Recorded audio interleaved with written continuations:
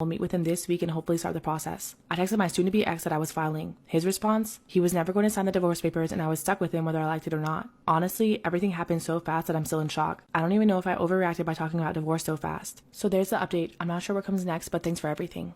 I'm 25 and my husband 42 have 3 children, a 2-year-old son and a set of twin girls who are 3 months old. We live just down the road from my parents. I have 4 older siblings that all went to college, but I didn't. I'm the only one with kids. All of my family got together for Christmas last year.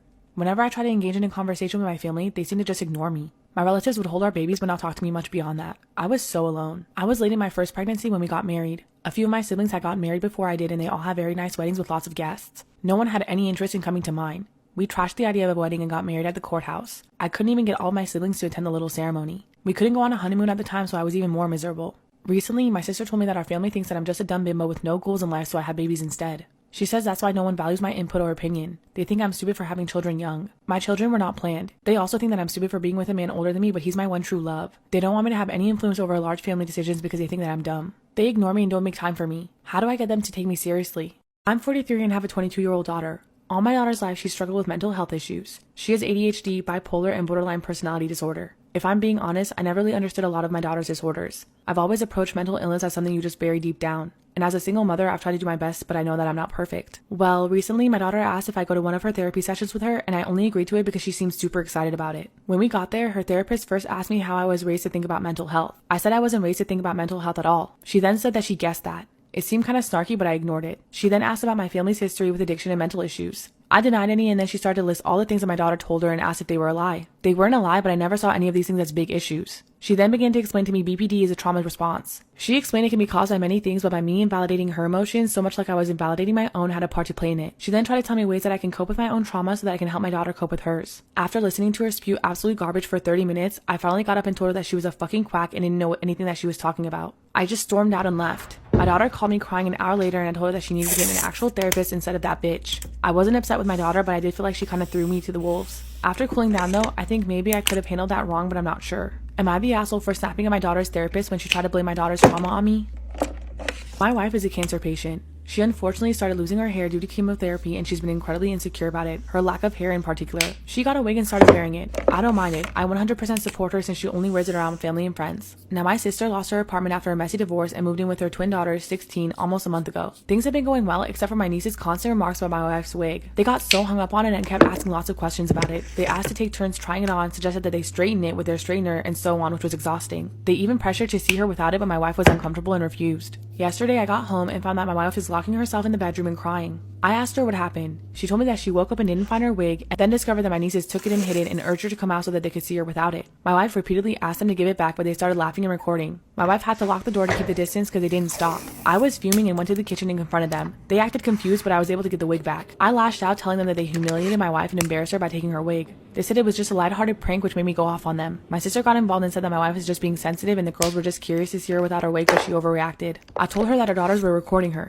She saw nothing wrong in it and said that I overreacted as well. I lost it on her too and told her that she and my nieces are no longer welcome to stay at my home and they needed to leave. I let them know about the eviction since they thought I wasn't being serious, but they started crying and begging that I let it go. However, my wife is no longer comfortable around them after what they did. My sister called our elderly dad and he begged that I let him stay and insisted my nieces were just acting like typical teenagers. He offered to speak to my wife, but I declined. They've been begging that I change my mind, but I kept refusing. Am I the asshole for evicting my sister and her daughters after they hid my wife's wig and embarrassed her?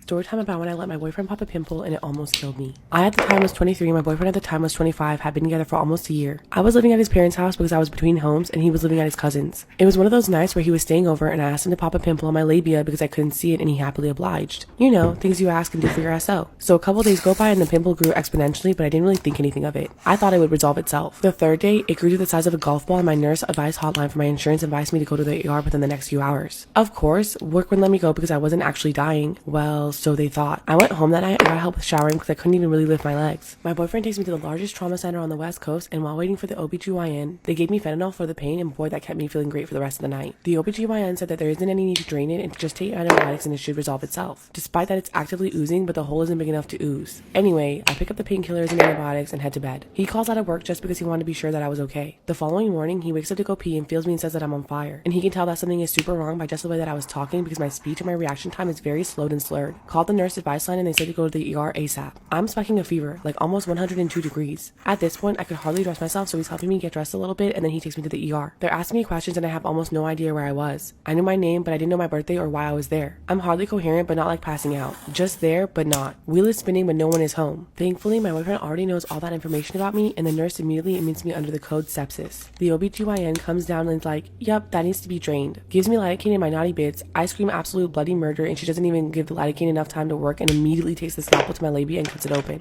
I screamed so loud and squeezed my boyfriend's hand so hard that he told me if he hadn't counter squeezed, his hand would have been broken. They drained it and gave me vancomycin and I feel better. Flagged for admission, but I had just started my job and I couldn't afford to not work, so I went AMA. If you don't know what that means, it means against medical advice. My boyfriend has a bowling league. We go and at the end I start dry heaving and I can't stop. So I'm screaming at my boyfriend to call 911 and I go back to the hospital and I'm admitted. 3 days goes by and my culture came back with an MRSA. It was diagnosed cellulitis with MRSA and sepsis. I spent 6 days in critical care. What didn't click was that he had 2 MRSA infections in his finger, but they drained it and took some antibiotics and he was fine. It took me almost dying for him to get tested to find out that he was a carrier and he was the one who gave me the MRSA.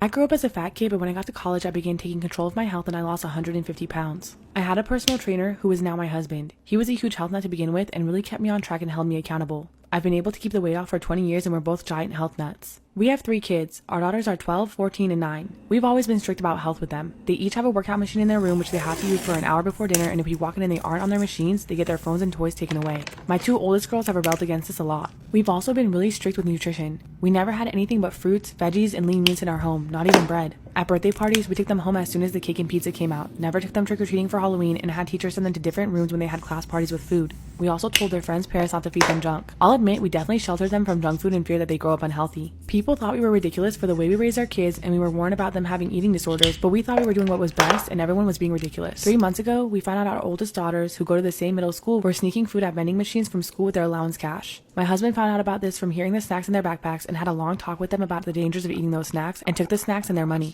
I heard him talking to them and he was gentle and calm about it, but both girls ended up in tears. Recently, we got a call from our 12-year-old daughter's school counselor. Apparently, she's been chewing up her food and then spitting it out and making herself throw up in the bathroom when she ate lunch. They also talked to me about my 14-year-old who said that lately she's been skipping breakfast and lunch a few times a week for the past couple years because she was scared. The counselor was not happy with me and recommended a treatment place for eating disorders. I feel like absolute shit. Like we've caused our daughters to have eating disorders and have to look out for signs for our 9-year-old. I called my mom for help and instead she berated me and called me a piece of shit mom, which was the last thing that I needed to hear. My parents are taking my girls for a couple days while I get everything together and set things up with the eating disorder treatment place for when they come back. I don't know what to do. I feel proud that I didn't raise my kids with junk food addiction and I put their health before their tears about not eating pizza, but now it's come at a price. I've been unconsolable and my husband and I aren't talking right now as we don't know what to do.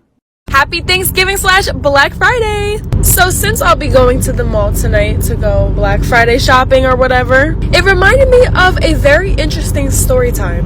One that still gets me kind of mad, I'm not gonna lie. So I was friends with this girl in high school. She had a lot of hobbies, you know, she liked to do makeup, she was into fashion, she loved to shoplift. By the way, do not shoplift this Black Friday. Please don't. You know how wrong that is? It's wrong. I'm not saying I'm a saint. Well, I'm not saying that I was a saint, but I am now, so don't do that. Anyway, so my parents pick us up, we go to the mall to Black Friday shop, and mind you, there are so many people that go to the mall that was in my area, and this was pre-COVID, so yeah, it was packed. Any store you went in, any place in the mall that you were at, you were around at least 20 people. So, you know, for her, that was good, because that's a lot of people to, you know, like, cover her. So anyway, we go into Victoria's Secret, and right off the bat, like, I could tell that she was being sketchy. She would talk really loud about, oh, should I buy this one? Which one should I get? Not making herself discreet at all. So I end up getting something. I'm pretty sure it was like a sweatshirt.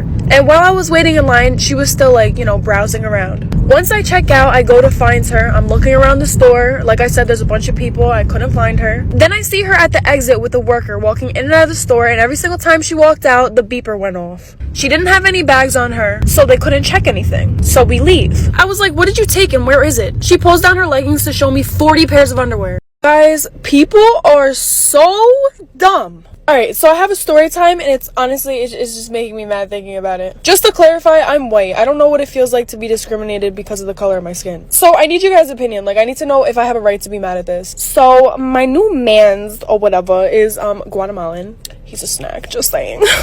But anyway, we go to this corner store, he gets coffee. We're just chilling, minding our own business, and this man walks in yelling. And at this point, he wasn't talking to anybody in particular, he was just like talking, speaking his mind. And basically what he was saying is that a girl, in which he called Mexican, locked her car door when he walked by because he was black. Then he proceeded to say very nasty things about people who are Mexican. But like, this isn't what made me mad. Like, that made me mad, but like, bro. So I wasn't standing next to my boy.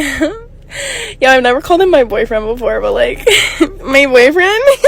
Which I'm not sure if that really played a role in this situation, like whether or not I was standing next to him, but like I feel like it does. I'll explain why in a second. But the guy that was yelling points to my my boyfriend and is like, your girlfriend's locking the car door because the color of my skin. She's I was like, no, I'm not.